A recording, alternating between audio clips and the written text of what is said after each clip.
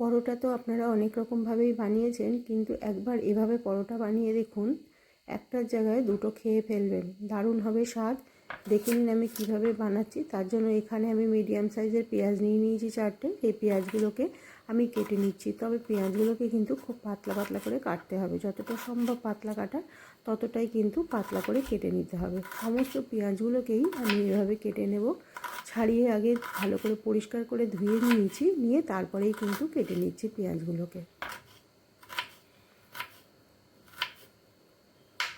যদি আপনারা হাতে এরকমভাবে সরু সরু করে না কাটতে পারেন, তাহলে কিন্তু আপনারা মেশিনের সাহায্যেও পেঁয়াজগুলোকে কেটে নিতে পারেন বা চপারে কেটে নিতে পারেন।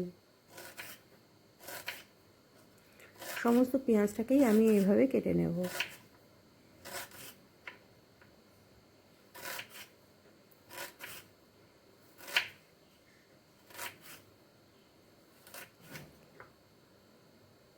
দেখুন সমস্ত পেঁয়াজগুলোকেই আমি এভাবে কেটে নিলাম, নিয়ে এই পেঁয়াজগুলোকে আমি পুরো ছাড়িয়ে নেব। একটা থেকে একটা যাতে না লেগে থাকে, সেভাবে সমস্তগুলোকেই আমি ছাড়িয়ে নিচ্ছি।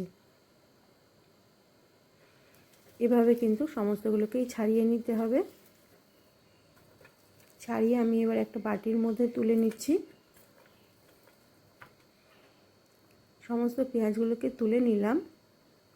এবার এর মধ্যে আমি নুন দিয়ে দিচ্ছি 4 চামচের 1 চামচের মতন আমি নুন দিয়ে দিলাম। দিয়ে ভালো করে পেঁয়াজগুলোকে চটকিয়ে এই নুনটার সাথে মেখে আমি কিছুক্ষণের জন্য রেখে দেবো। 5-10 মিনিটের মতো রেখে দেবো, যাতে পেঁয়াজটা একটু নরম হয়ে যায়। নরম হয়ে যাওয়া পর্যন্ত অপেক্ষা করতে হবে।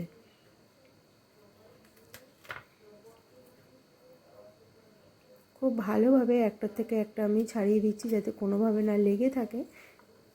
সেইভাবেই আমি সমস্ত ছাড়িয়ে চটকিয়ে চটকিয়ে মেখে নিচ্ছি।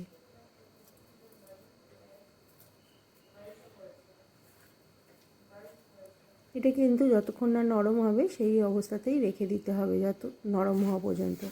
এবার আমি একটা বড় বাটি নিয়ে নিচ্ছি, নিয়ে তাতে আমি আটা নিয়ে নিচ্ছি। আটাটা আপনারা আপনাদের মাপ মতন নেবেন। এই আটা নিয়ে তার মধ্যে আমি 2 চামচের মতো তেল দিয়ে দিলাম, আর স্বাদ মতো নুন দিয়ে দিলাম। দিয়ে শুকনো উপকরণগুলোকে আগে ভালোভাবে মেখে নিচ্ছি। আমি এখানে 4 বাটি আটা নিয়েছি, ছোটো বাটি 4 বাটি আটা নিয়েছি। নিয়ে এটা কিন্তু সাধারণ রুম টেম্পারেচারে রাখা জল, এই জল দিয়ে আমি আটাটাকে মেখে নিচ্ছি। এখানে কিন্তু আমি আটা নিয়েছি, আপনারা আটার পরিবর্তে ময়দাও নিয়ে নিতে পারেন। খুব ভালোভাবে আমি আটাটাকে মেখে নেব। খুব ভালো করে চটকিয়ে চটকিয়ে আমি আটাটাকে মেখে নিচ্ছি।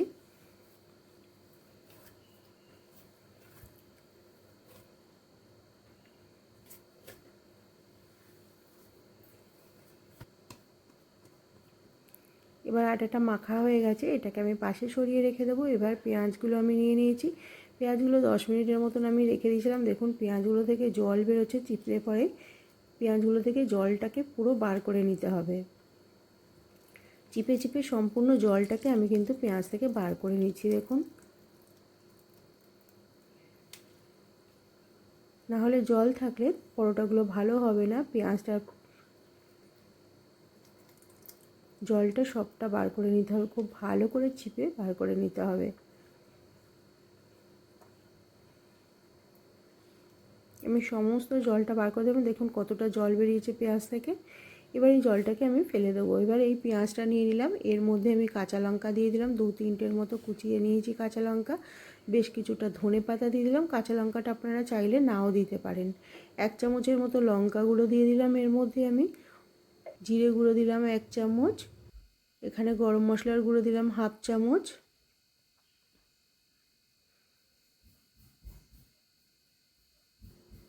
আর এখানে আমি দিচ্ছি চাট মশলা দিলাম 1 চামচ। আপনারা যদি চাট মশলা না থাকে আমচুর পাউডার দিতে পারেন, আমচুর পাউডার না থাকলে একটু লেবুর রসও দিয়ে দিতে পারেন। দিয়ে খুব ভালোভাবে আমি কিন্তু ওটাকে মাখিয়ে নিয়েছি। তবে এর মধ্যে কিন্তু আমি কোনো রকম নুন দিইনি, কারণ পেঁয়াজটা যেহেতু নুন দিয়ে আগে আমি মেখে রেখেছিলাম, সেই জন্য নুন দিইনি। এবারে আটার একটা লেচি বার করে নিচ্ছি। লেচিটা আপনারা আপনাদের পছন্দ মতো বানাবেন। নিয়ে আমি একটা বড় সাইজের রুটি করে নিচ্ছি। নর্মাল যেভাবে আপনারা রুটি বানান সেভাবেই একটা রুটি বানিয়ে নিতে হবে। রুটিটাকে আমি একটা প্লেটের উপর তুলে নিলাম। আমি আবার আরেকটা রুটি বানিয়ে নিচ্ছি।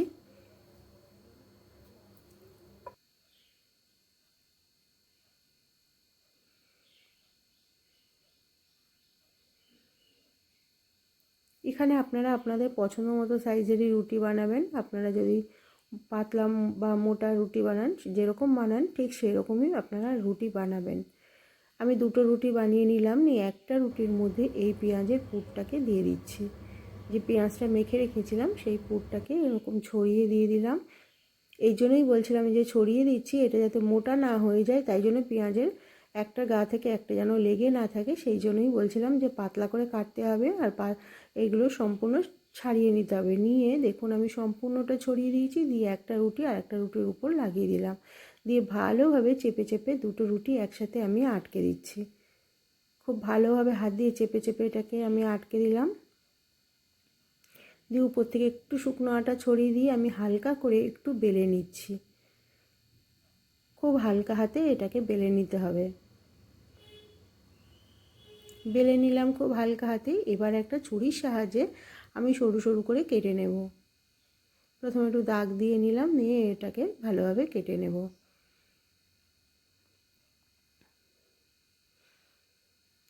এভাবে তিনটে কেটে নিলাম, নিয়ে এবার একটাকে রোল করে নিচ্ছি। দেখুন ঠিক এইভাবেই রোল করে নিতে হবে।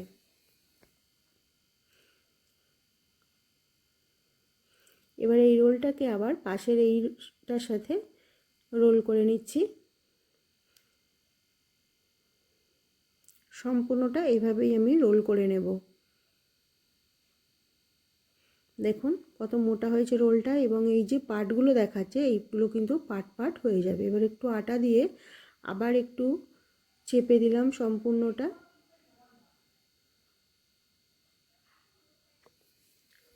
চেপে দিয়েছি দেখুন, খুব চেপে দিলাম। দিয়ে এবার এটাকে আমি বেলে নেব। এবার বেলাটা আপনাদের উপর নির্ভর করবে, কতটা আপনারা বড় রাখবেন কতটা ছোট রাখবেন, সেই মতন আপনারা এটা সম্পূর্ণ বেলে নেবেন।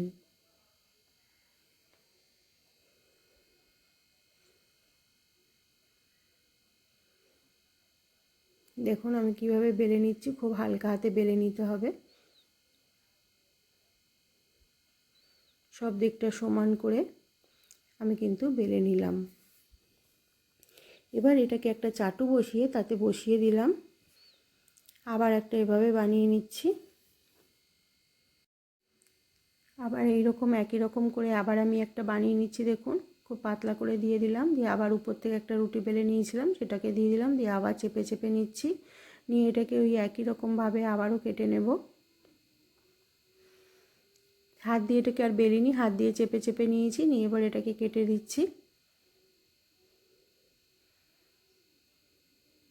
দেখুন আবার এটাকে মুড়ে নিলাম, গোল করে মুড়ে মুড়ে নিচ্ছি যাতে লেয়ারটা খুব ভালো হয় এবং খুব মোটা হয়, সেই জন্যই এইভাবে এরকম মুড়ে মুড়ে নিলাম। নিয়ে আবার এটাকে এই একই রকমভাবে একটু চেপে দেবো, গোল করে নিয়ে হাতে চেপে দিচ্ছি। দিয়ে এবার এটাকে আবার আমি বেলে নেব রুটির মতন। দেখুন আবার আমি এটাকে বেলে নিয়েছি। এবার যেটা দিয়েছিলাম চাটুর উপর সেটাকে আমি আবার একটু সামান্য তেল লাগিয়ে দিচ্ছি। এটা উল্টে পাল্টে একদম গ্যাসের ফ্লেম স্লো রেখে কিন্তু ভাজতে হবে, তাহলে কিন্তু মুচমুচে হবে এবং খেতেও খুব সুন্দর হবে। আর যেহেতু ময়ান দেওয়া রয়েছে মুচমুচে হলেও একদম নরম হবে, মাখনের মতন মুখে গলে যাবে। খুব ভালোভাবে আমি কিন্তু উল্টে পাল্টে এটাকে ভেজে নিচ্ছি। এটা আপনারা শুধু শুধুও খেতে পারেন, আবার কিন্তু এটা কোনো রকম আচার বা দই বা সসের সাথেও খেতে কিন্তু অপূর্ব লাগবে। এটার সাথে কিন্তু কোনো রকম তরকারিরই দরকার হবে না। আর যদি তরকারি খেতে পছন্দ করেন তাহলে আলুর তরকারি করে নেবেন, সেটার সাথে কিন্তু অসাধারণ লাগবে। দেখুন কত সুন্দর হয়েছে দেখতে। এভাবে আমি আরেকটাকেও ভেজে নিচ্ছি।